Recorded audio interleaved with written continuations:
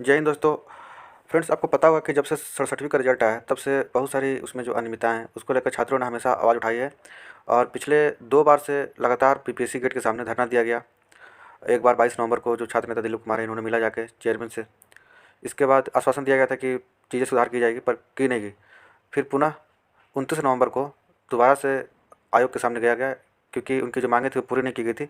लेकिन वहाँ भी कोई भी डेलीगेशन छात्रों से मिलने से मना कर दिया। उसके बाद फाइनली इन्होंने सीएम आवास की तरफ गए और जाकर उन्होंने सीएम आवास को घेरा।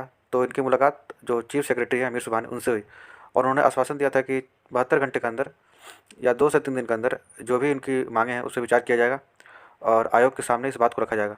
लेकिन आपको भी पता है कि लगभग 4-5 दिन से ज़्यादा हो गए, अभी तक कोई भी संज्ञान नहीं लिया गया है। और किसी भी तरह की जो मांग थी उसको अभी अभी तक तो कोई ऐसा न्यूज़ नहीं आ रहा है कि उस पर कोई विचार किया जा रहा है। तो इसी बात को लेके जो छात्र नेता दिलीप कुमार हैं, वह पुनः 7 दिसंबर को एक आंदोलन की तैयारी में है। और इसके लिए उन्होंने तैयारी अच्छी खासी की है। पिछले 2-3 दिन से वो लगातार छात्रों के बीच जाते हैं और उनको मोटिवेट करते हैं, क्योंकि संख्या बल बहुत महत्वपूर्ण है। अगर अधिक से अधिक स्टूडेंट पार्टिसिपेट होंगे, तभी जाकर सरकार पे या आयोग पर दबाव बनेगा। इसलिए ये आपने सुना होगा कि रात को 10 बजे 11 बजे भी जो भी लाइब्रेरी है पटना में, वहाँ पर जाकर छात्रों को इसके लिए मोटिवेट करते हैं और अधिक से अधिक पार्टिसिपेशन के लिए उनको रिक्वेस्ट करते हैं कि वो इसमें पार्टिसिपेट करें। तो कल आपको पता होगा कि पटना में पैदल मार्च होने वाला है। उसी को लेकर मैं वीडियो बना रहा हूँ कि आपको ये पता हो कि क्या क्या डिमांड रखी जाएगी। कुछ 8-10 मांगे हैं जो ये आयोग के सामने रख रहे हैं। तो उस मांग को बताऊंगा मैं। पहले देखिए यहाँ पे कि पैदल मार्च होने वाला है 7 दिसंबर बुधवार को सुबह 10 बजे पटना कॉलेज से। पटना में अगर आप रहते होंगे तो पता होगा कि पटना कॉलेज जो अशोक राजपथ है वहीं पर है। और वहाँ से वो रास्ता सीधे गांधी मैदान की ओर जाता है।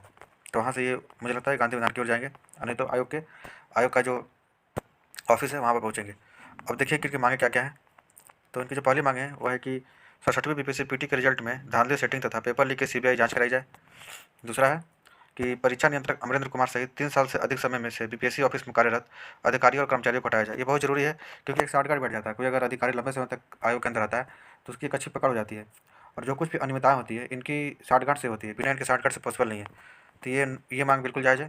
तो तीसरा है गलत उत्तर वाले 9 प्रश्नों के उत्तर को सुधार कर रिजल्ट दिया जाए। मुख्य परीक्षा की तिथि बढ़ाई जाए। 67वीं पीटी में एससी और ईबीसी कैटेगरी का रिजल्ट कम क्यों। ये जो 9 प्रश्न है इसमें आपने देखा कि बहुत सारे जो आंसर है वो उसके आंसर गलत दिए हुए हैं और आयोग द्वारा कोई स्पष्टीकरण अभी तक दिया नहीं गया है। तो ये शुरू से मांग रही है कि जो भी गलत उत्तर दिए गए हैं उसको उतना नंबर कम करके कट ऑफ जारी किया जाए।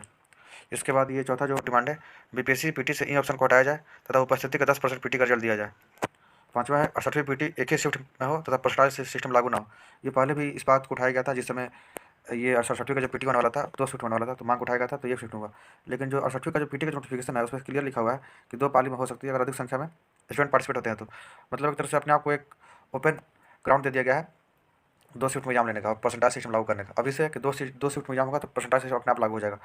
तो इस चीज़ को लेकर छात्र डिमांड कर रहे हैं कि 2 शिफ्ट में एग्जाम ना हो।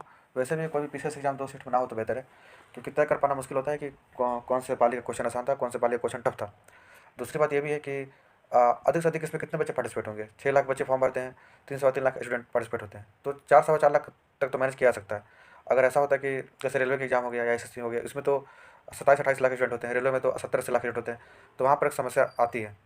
लेकिन मुझे नहीं लगता कि इसको 2 शिफ्ट में होनी चाहिए। तो ये डिमांड भी बिल्कुल छात्रों का जायज़ है।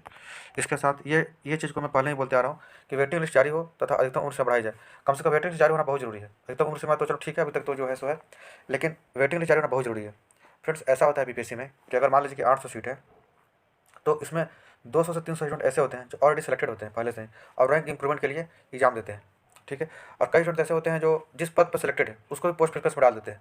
इससे क्या होता है कि वो उस पोस्ट के लिए तो जाते नहीं है और वो सीट खाली रह जाता है, और जो जिनवन कैंडिडेट है जिनका 1 या 2 नंबर से नहीं होता है वो बाहर हो जाते हैं। ये आयोग का एक बहुत बड़ा खामी है। अगर ये चीज़ हो जाए तो कम से कम जो बाउंड्री पर स्टूडेंट है जिनका 1 से 2 नंबर कम है फाइनल मेरिट लिस्ट है, उनका सिलेक्शन हो जाएगा। ठीक है। तो ये बहुत जरूरी है कि वेटिंग लिस्ट जारी हो। ऐसे क्या होगा कि हर साल कम से कम 100 से 150 बच्चे ऐसे होते हैं स्टूडेंट जिनका सिलेक्शन होने के बाद वो ज्वाइन नहीं करते, वो कम से कम सीट नीचे आ जाएगा। ठीक है। तो ये बहुत ही जरूरी है कि वेटिंग लिस्ट जारी होना चाहिए। इसके बाद जो 7वां डिमांड है, सचिवालय सहायक बिहार एसएससी सीजीएल 3 सहित दरोगा सिपाही बहाली की परीक्षा में पारदर्शिता लाई जाए। पारदर्शिता लाने के लिए ओएमआर सीट की कार्बन कॉपी और क्वेश्चन बुकलेट परीक्षार्थियों को दिया जाए। आंसर की जारी हो तथा रिजल्ट प्रकाशन के साथ ही कट ऑफ और सभी परीक्षार्थी का मार्क्स जारी हो। ओएमआर सीट जिस रूम में रखी जाए उसमें स्मार्ट लॉक लगाई जाए एवं सीसीटीवी कैमरे से उसकी 24 घंटे निगरानी हो। ये बहुत जरूरी है, क्योंकि बिहार एसएससी में पिछली बार देखा गया तो काफ़ी उसमें धांधली हुई थी जो सीजीएल 2 हुआ था। और इस बार भी इस चीज़ को लेकर बच्चे आश्वस्त नहीं है कि इस बार क्या होगा। तो इसीलिए ज़रूरी है कि कम से कम जो बिहार सीजीएल का जो एग्ज़ाम है या अन्य जो दरोगा, सिपाही में भी आपने देखा होगा कि काफ़ी अनियमितताएँ सामने आती है। ये तो बीपीएससी इतना बड़ा एग्ज़ाम है कि जब इसमें अनियमितता होती है तो काफ़ी चर्चा में आ जाता है और स्टूडेंट इसके लिए आवाज़ उठाते हैं।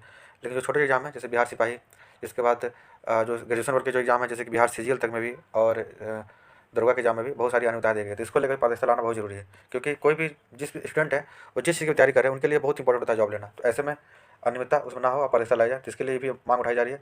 तो मेरा रिक्वेस्ट ये भी है कि जो लोग सीजीएल या दरोगा सिपाही की भी तैयारी करें वो लोग भी इसमें पार्टिसिपेट हो, क्योंकि आपके लिए भी यहाँ मांग उठाई जा रही है। ठीक है, तो पटना में जो लोग स्टूडेंट इसकी भी तैयारी करते हैं, जो बीपीएससी का स्टूडेंट है वो भी इसमें पार्टिसिपेट हो सकते हैं। संख्या वाला देखोगा तो एक दबाव बनेगा। तो ये मेनली 7 डिमांड थी इनकी। और आप यहाँ पे देख सकते हैं, यहाँ पे लिखा हुआ है कि उपरोक्त मांगों को लेकर 7 दिसंबर बुधवार को सुबह 10 बजे पटना कॉलेज से शांतिपूर्ण पैदल मार्च निकाला जाएगा। अब समस्त छात्र छात्राओं, बुद्धिजीवी एवं अभिभावकों से अपील है कि बिहार के लाखों युवाओं के भविष्य के साथ हो रहे अन्याय और अत्याचार के खिलाफ इस लड़ाई में साथ दीजिए। सभी कोचिंग संस्थानों, शिक्षकगणों से अनुरोध है कि 7 दिसंबर कोचिंग बंद रखें। दिलीप कुमार, इनका मोबाइल नंबर है। तो ये दिलीप कुमार सबसे रिक्वेस्ट करें, अभिभावकगण से भी, स्टूडेंट से भी, सबसे, या इवन वहाँ के जो कोचिंग वाले हैं, जो कोचिंग संस्थान है, उनसे भी रिक्वेस्ट है कि कहीं ना कहीं इसको सपोर्ट किया जाए ताकि इनकी जो मांग हो वो पूरी हो। और आपने देखा कि लगभग जो भी मांग रखा गया है वो जेन्युइन मांग रखा गया है। इसमें कुछ भी ऐसा नहीं है जो कि आपको लगता होगा कि कुछ एक्स्ट्रा रखा गया है, और ये छात्रों के हित में ही है। तो मेरा वीडियो बनाने का पर्पज़ बस ये था कि मैं इसे अवगत करा दूँ आपको और ये दिखा दूँ कि क्या क्या मांगे हैं, ताकि अगर आपको मांग पता रहेगा तो निश्चित रूप से आपको एक मोटिवेशन मिलेगा कि जो हो रहा है आंदोलन वो सही के लिए हो रहा है और आप इसको समर्थन करेंगे। ठीक है फ्रेंड्स, तो देखिए कल क्या होता है। आज के लेक्चर में इतना ही, मिलते हैं अगले लेक्चर में। धन्यवाद।